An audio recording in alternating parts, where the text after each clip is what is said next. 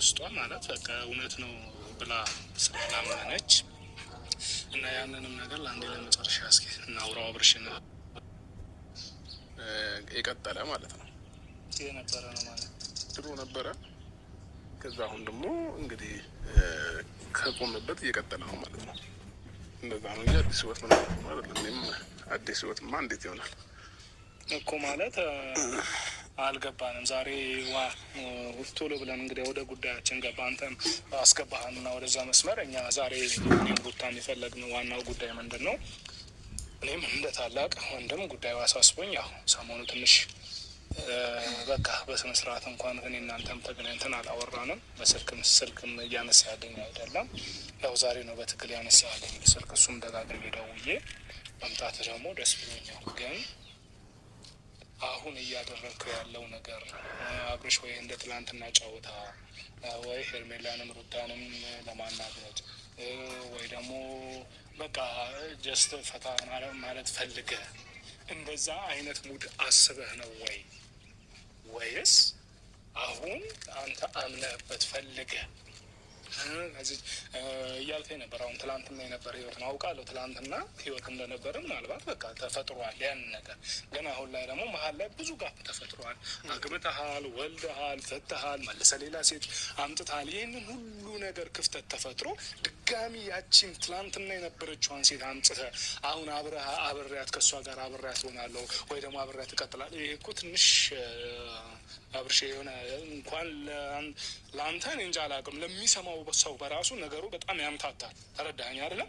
እኔ እንደ ወንድም ይሄንን ነገር ያየሁት እና ደግሞ ምናልባት ታያይዘህ እንድትመልስልኝ የምፈልገው ነገሩ እንዴት ነው? አንተም ብቻ ነው የሚመለከት የሚመስልህ? የአንተ ጉዳት እኛን አይጎዳም? የአንተ ጉዳት እኛ ቤተሰቦችንን እኛ ድብን ብለን ነው የምንጎዳው። ዙሪያ ያሉ ሰዎች ራሱ አሉ። ገብቷል አይደለም? ሩታም የልጅህ እናት ናት። አንተ እንደዚህ በማድረግ ነገ ላይ የሆነ ችግር ውስጥ ብትገባ እሷስ መጎዳቷ ይቀራሉ። እና ይህንን ነገር ከእኛም ባለፈ ብዙ ቤተሰቦች የሚከታተሉን ቤተሰቦችን ለእነሱ መልስ እንዲሆን ስለምፈልግ ትክክለኛውን አምነህበት ደግሞ ይሄ የሆነ ችኩል ያለ መልስን አልፈልግም። በስነ ስርዓት እንዴት ነው ህይወትን አስበሃል፣ ትነጊህን አስበሃል እና በስነ ስርዓት እንድትመልስልኝ እፈልጋለሁ። ምንድን ነው አሁን እያደረግክ ያለው? ብቻ አልገባኝም። እኔ አሁን እየተራመድክበት ያለው ኦኬ ይሁን። ያልገባህን ነገር እኔ የማስረዳት ግዴታ አለብኝ። ለምን ወንድሜ ስለሆንክ ማለት ነው። ሩታም የመጣሽው ይህንን ጉዳይ ለማወቅ ከመሰለሽ አሁን ላስረዳችሁ ለሁለታችሁም ማለት ነው። በመጀመሪያ ደረጃ እኔ አሁን ሲንግል ነኝ። በመጀመሪያ ሲንግል ነኝ ማለት ሲንግል አሁን ሳይሆን ነበርኩኝ መጀመሪያ። ለምን ከአንቺም ጋር ተለያይቻለሁ፣ ከኤርሜላም ተለያይቻለሁ። ብቻዬን የነበርኩ ሰው ነኝ። ስለዚህ ማንም ሰው ተቃውሞ ሊያደርስ አይገባም። ሁለተኛ ደረጃ እኔ ይሄ ቀልድም አይደለም፣ ለቀልድም ብዬ ያደረኩት ነገር አይደለም፣ እነሱንም ለመፈተንም ብዬ ያደረኩት ነገር አይደለም። ሪል ትክክለኛ ነገር ነው እያያችሁ ያላችሁት ከፍቅር ጋር ማለት ነው። እና ምናልባት የቀልድ ወይ እነሱን ለማናደድ ወይ እነሱን ለመፈተን ምናምን ብዬ ያደረኩት ነገር የለም። እና የትክክለኛ ወስኜ ያደረኩት አስቤበት ከራሴ ጋር ተወያይቼ ያደረኩት ነገር ነው። እና አሁን ላይ እኔና ፍቅር ያለን ነገር እውነተኛ ነገር ነው። ስለዚህ ሩታን ብትሆኚ በእንደዚህ አይነት ጉዳይ ከሆነ የጠራሽኝ ትናንትና ጨርሼልሻለሁ ብዬ አስባለሁኝ። ማለቴ ከትናንት ወዲያ አውርቻችኋለሁ። አንቺንም ሄርሜላንም በግልጽ ማወቅ ያለባችሁ ነገር አውቃችኋል።